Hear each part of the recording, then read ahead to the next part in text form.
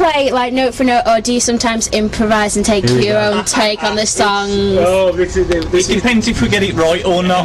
We're supposed to play note for note, but that's why we improvise a lot. Does that answer the question? In fact, if you'd have seen us at the Robin last week, there was a lot of improvisation going on, so yeah. We've always thought if we capture the essence of the song, big word for me, we capture the essence of the word, and that can go as far as the guitar parts, guitar solos, vocal hooks, bass lines, drum parts as well.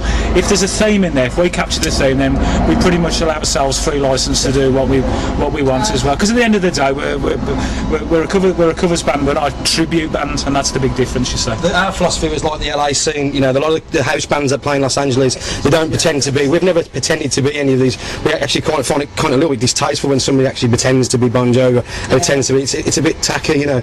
So what we want to do as Rockstar was be like one of the house bands in Los Angeles that, you know, just get up there, play it well, and get, you know, have a good time with the audience, and that's what Rockstar is all about. It's not. I pay gesture to some of the vocalists, but I don't try and be any of them. You know, and I think we're all the same. I would say we're 95% accurate to the music. Yeah, I think the music. Yeah, I think, but we just turn it into what we want it to be, don't we? You know, and that's the thing. So. That's good. If you don't know the songs, then we've got a problem, haven't we?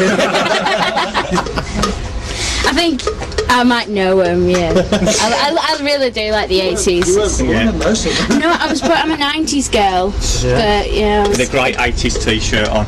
Do you like sort of like Ty Ketto and some of the bands like Danger Days that happened in the early 90s? Like, yeah, it's sort of, see the front light. It got quite big hair, didn't it? Really, I mean, in the 90s, and it's a shame it lost momentum. I think what it was, I think a lot of the bands, because there was so much money involved in the music in the 80s, it sort of lost what it was all about. You know what I mean? And I think now there's a lot more bands out there now doing it because there's no money in music, and if there's too much, we start with football, anything. If there's too much money in there, it loses the point. Yeah. And now we're back to where music was, where there's no money in it.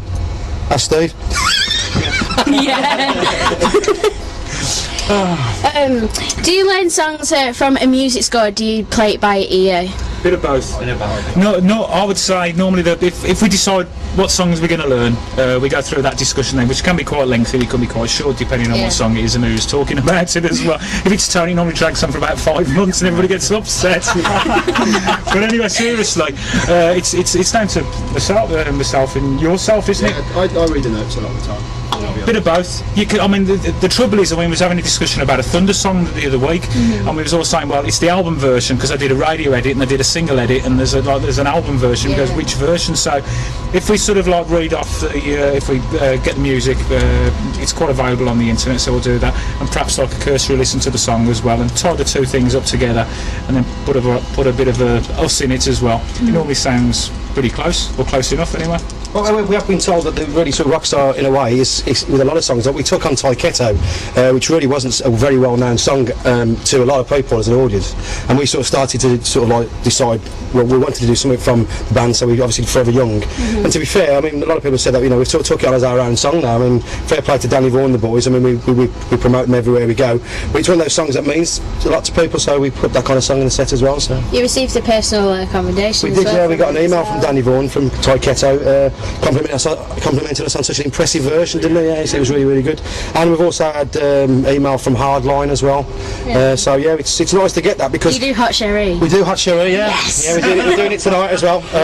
Yeah, that's right. I mean, the thing is, like, Mark comes from, you know, and Andy come from a very well received tribute band called the Gary Moore Band, and you know, where I would say probably out of all the tribute bands I heard, Mark and Andy, their band was probably the best at the game. Yeah. Gary Moore didn't take it very well. They didn't take it very well, and could not see that the lads were actually promoting his music. You know, I mean, it's not as if they were making copyright and making thousands of pounds off the recording. And Mark decided at that point, well, if that's the attitude, then perhaps we'll close it down. And that's what happens with some bands. It's a shame. But where with us, with Danny Vaughan and whatever, it shows that real musicians see it as just music and it's being promoted. You know, we're not probably because they were playing it better than Gary Moore and his band.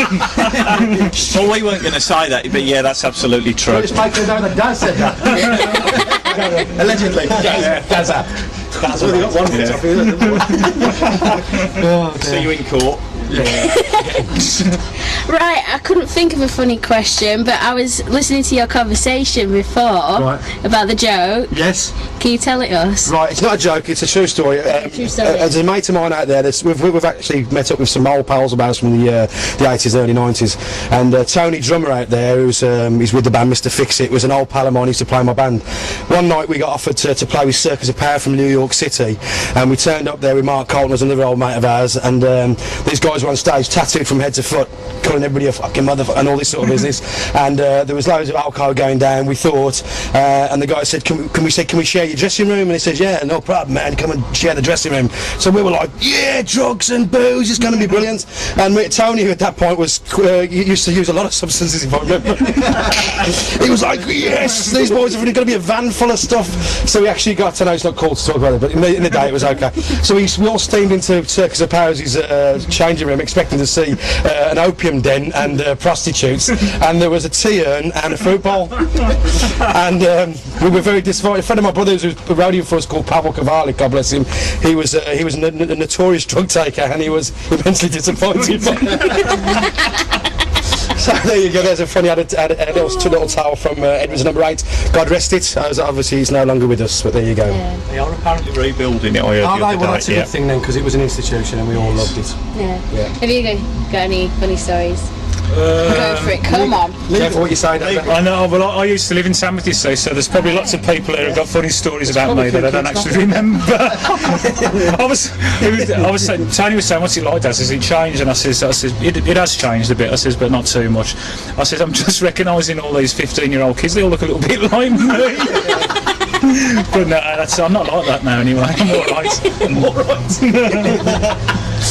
Oh dear. Is there any links at MySpaces that the people at home can check out? Yeah, well, obviously there's a website which is on the back of Andy's t-shirt there, if you just model it for us. The Ultimate 80s Rock Experience, www.rockstar.uk.com, and on MySpace we're Rockstar 80s Rock Tribute. Cool. Okay? Check it out. Angel of Metal, Rockstar, keep it loud.